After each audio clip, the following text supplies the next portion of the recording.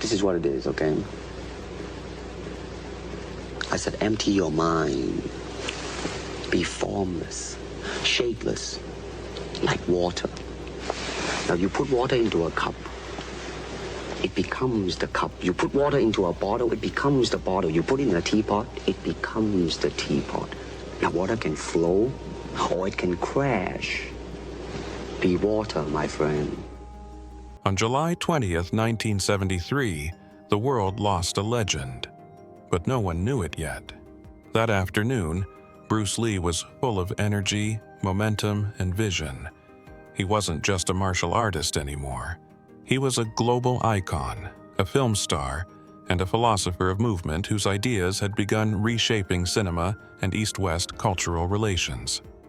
That day, he was in Hong Kong working on what was supposed to be his greatest film, Game of Death. He had already met with producer Raymond Chow, had lunch, and later visited the apartment of actress Betty Ting Pei to discuss script details. At some point, he complained of a headache, nothing out of the ordinary.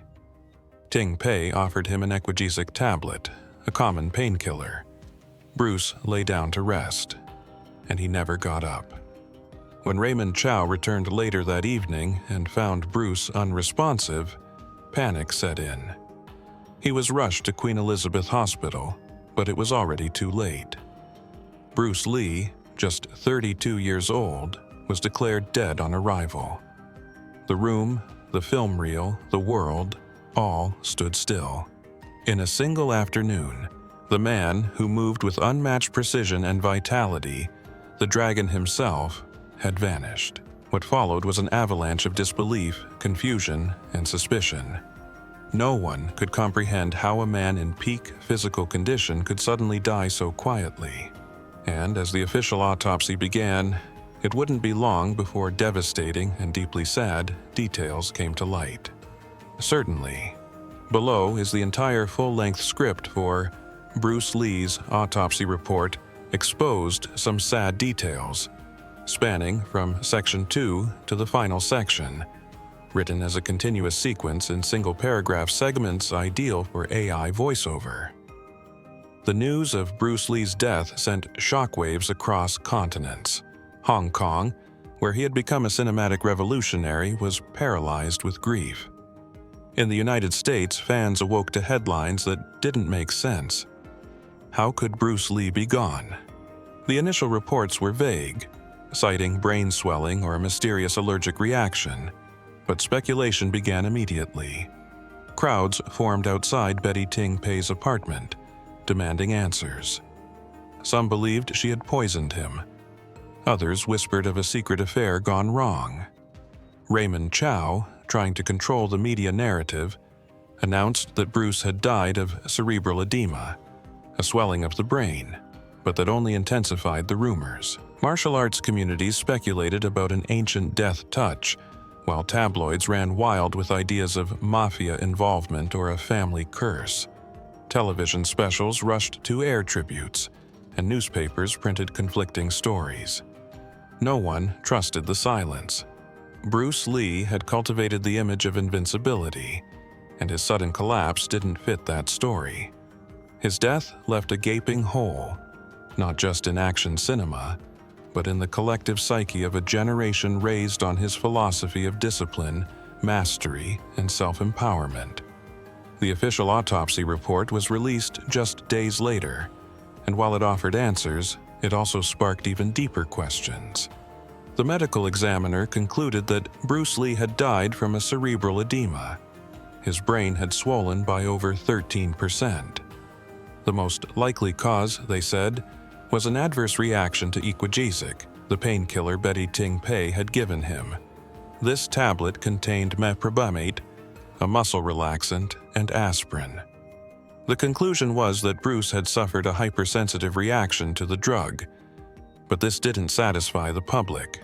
How could a man as physically honed and meticulously careful as Bruce Lee die from a common painkiller? Moreover, he had reportedly taken Equagesic in the past without incident. His physical exam just weeks earlier had shown him to be in perfect health. Fans and medical professionals alike began questioning the validity of the findings. Was it medical negligence? Was there something more sinister at play? The autopsy's revelations, though scientific, felt clinical and unsatisfying to those looking for a larger explanation for why a force of nature had been extinguished overnight. As the fog of the official report settled, alternate theories began to take root, and some of them grew louder with time. One of the most enduring was the so-called heatstroke theory. Hong Kong had been sweltering that summer, and it was rumored Bruce had his sweat glands surgically removed under his arms to avoid appearing sweaty on camera. Without proper cooling, some experts posited, he may have overheated and collapsed. Others believed in a darker version, a triad hit due to disputes in the Hong Kong film industry.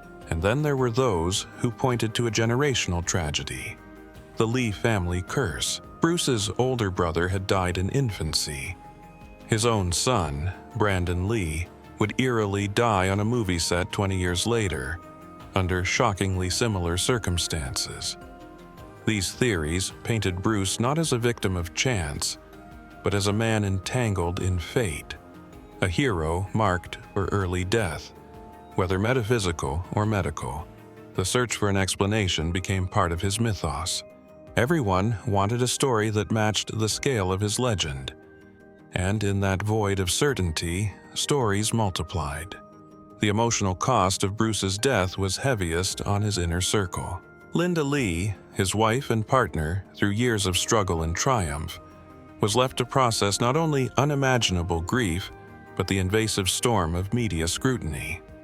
She stood calmly at the funeral, clutching their son Brandon's hand, while thousands of mourners, some in tears, others in martial arts uniforms, paid their respects.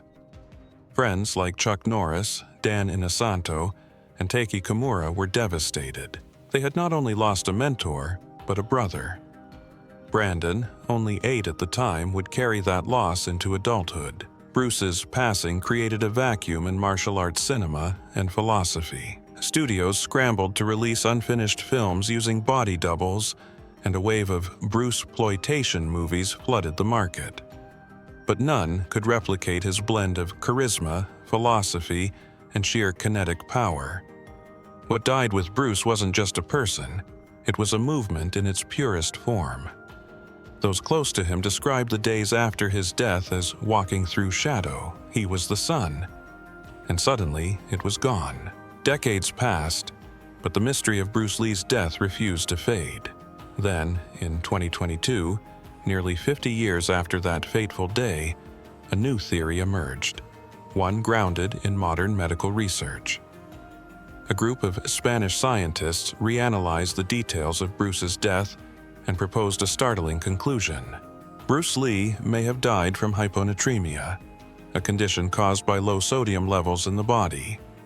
According to their findings, Lee's extreme water intake, combined with factors like diet, exercise, and possible medication effects, could have caused his kidneys to fail at regulating water balance, resulting in fatal cerebral swelling.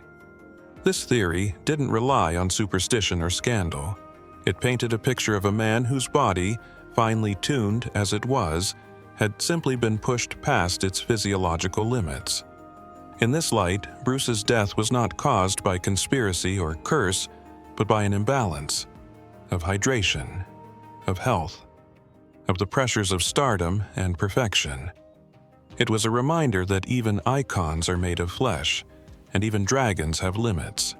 While theories and headlines come and go, what remains is Bruce Lee's philosophy, a legacy that breathes through his writings, interviews, and teachings. "Be water, my friend," he once said, urging followers to adapt, to flow, to be formless and strong. That simple line became more than advice. It became a global mantra. His books, especially the Tao of Jeet Kune Do, are studied by martial artists, entrepreneurs, athletes, and seekers of truth across cultures. Bruce didn't just kick down physical barriers, he broke cultural ones. He proved that an Asian man could lead a global box office, that martial arts could be more than choreography, and that identity could be fluid, like water. His discipline was surgical, his charisma magnetic, and his inner world complex, poetic, and endlessly curious. In many ways, Bruce Lee's greatest gift wasn't what he did on screen, but what he left behind. A blueprint for how to live fully, fiercely, and fearlessly. And yet, for all his wisdom and control, his final moments remind us of something both tragic and profound, that even the strongest among us can fall without warning. Bruce Lee's Autopsy didn't just expose medical details, it revealed the fragility beneath the myth. It showed us that greatness does not guarantee longevity, and that the brightest flames are sometimes the most vulnerable. But while his body failed, his essence did not. Fans still gather at his grave in Seattle. His films still thunder across screens. His words still echo through dojos and classrooms and living rooms. In the end, Bruce Lee's death was sad, but his life was anything but. He didn't just live, he ignited. And that fire, even today, still burns.